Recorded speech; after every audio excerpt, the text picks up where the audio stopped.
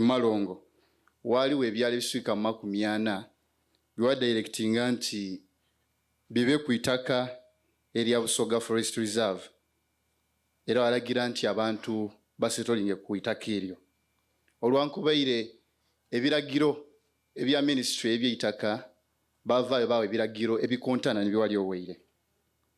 Your Excellency, portion yesinga eitaka lino etwogeera saawa dino eri ku bana byafuza abamalota ku titles kwoteire ne land grabbers.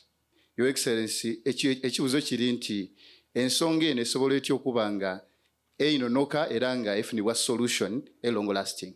Thank you, Excellency. If they got titles wrong, we shall cancel them. We shall cancel them and charge them. Bwabanga bafuna ebyapa era ajja kubitoolaku ate abatwale mu kkooti abavunaane. The land I gave was for the people who are there. Not, if I remember correct, that must be this. Sebo nali ettaka lyewawaayo era abantu balijjanga kubeera nga bakubye abantu balitaako ebyapa ne copies ed'ebyapa bino General Isoka alinado. Okay. Ekibuuzo kyange kiri ku Fisheries Protection Unit gye twataawo okuba nga erwanisa envubu embi across the country. They've cleared the water bodies of Lake Victoria, River Nile and the Lake Choga.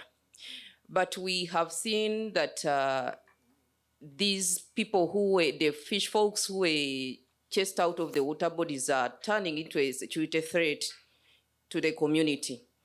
What plans do we have for them to ensure that they get the fishing gears that are required and also the machineries so that they can improve on their livelihood? Thank you so much.